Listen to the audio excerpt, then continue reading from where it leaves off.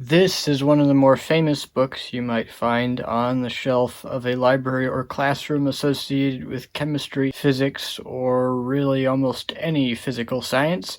And it's the famous Handbook of Chemistry and Physics by the Chemical Rubber Company Press. It's really quite a handy reference book. Sometimes even despite the internet, it has quite a bit of use just because you might know where to find what you're looking for in this. This particular one was given to me by a friend. It's clearly the 63rd edition from the early 1980s. While they do skip years sometimes, or have years where it's covering two, I'm not actually sure how common that is, but they are still producing them, and it's somewhat close, as I understand it, to once per year. They are a little over 100, therefore. I don't know what the most recent edition is, but it's something like 103 at the time of this video. Though the fact that it was already at 63rd by 1982 or 1983 made me wonder exactly how far back the earliest edition was. As far as I can tell from the front cover, or pictures of the front cover of the earliest editions, the first one was copyrighted in 1914. So this has been going on a long time. I then looked on eBay to see exactly how available some of these early editions were, because I was really curious to see them, and it turns out they're not that expensive. They're not highly available, but there apparently isn't a lot of demand, which is kind of nice because then I could get something that I value pretty cheaply.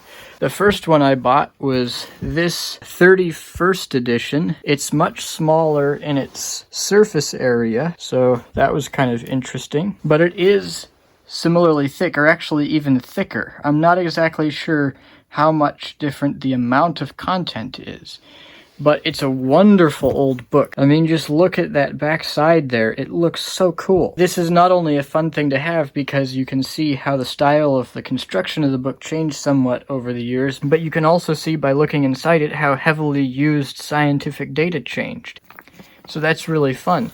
It's really interesting to me when I see something that to me clearly has a lot of value, especially something old, but that isn't so heavily valued by other people that they are in enough demand to be expensive, because that means I get a cheaper price on value than I normally experience, which is really wonderful. But this isn't the last one I bought. I actually also bought the earliest one I could find at the time on eBay, which was shockingly not that expensive, even though some of the slightly later editions were going for somewhat higher prices. Let's unbox that.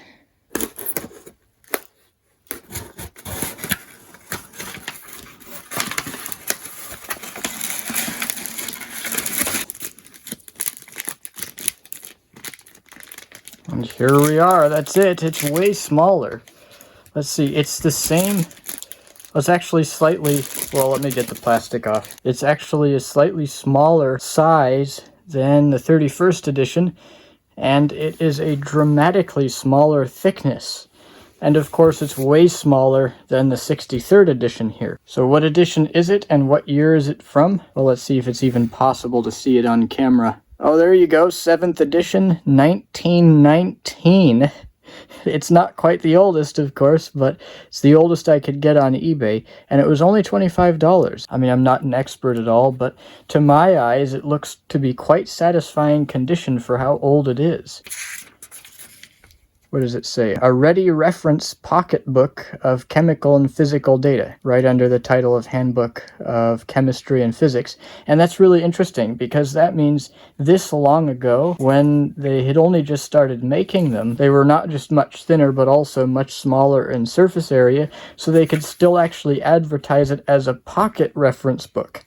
I guess apparently over time there was enough demand to put more information in it and not enough demand to keep it small that it grew to this by 1949, and then to this giant whopper of a textbook by 1982 and 1983. That's so interesting to see how it changed over the years, from more than 100 years ago to a few years after the end of World War II to the 1980s. Let's see, let's look inside this. Let's see what kind of table of contents it has. It has a preface, I'll have to read that. Oh wait, the copyright date, 1914, 1915, 1916, 17, and 18. So apparently they did start in 1914. I've never even seen a picture of a first edition. I don't know if those would be expensive or not, but it'd be really cool to have one. I'm frankly quite thrilled to even have a 7th edition. A book over 100 years old, in such nice condition, at least by my standards, and it wasn't expensive. It feels to me like a real score, not because I think I could resell it for a lot of value, but because it just means something to me. And it even has the preface for the 6th edition, so I get to at least see a little bit of what the edition before it was like. Okay, so what have we got here? Algebraic formulae, general chemical tables, properties of matter. Okay, so it has similar stuff to the other ones, the later editions, I suppose just less and older data. Okay, so they've got stuff on light. Standard candles, okay. Biaxial crystals, so it looks like optic stuff. Miscellaneous tables. I'm gonna have to really look through this, see what's going on inside it. Wow, wire tables, interesting. Comparison of wire gauges. Okay, so it's literally just metal wire. Antidotes of poisons. Wow, this is so old. And yet it has recognizable math in it, of course. I mean, that's not that surprising, but it is still fun to see recognizable stuff in a book that seems so far distant. Anyway, I'm not going to look through this too much on camera. So there we go, the 7th edition of the CRC Handbook of Chemistry and Physics from 1919, compared to the Handbook of Chemistry and Physics from 1949. And 1962 and 63. What a change. I hope this video is interesting. Thanks for watching.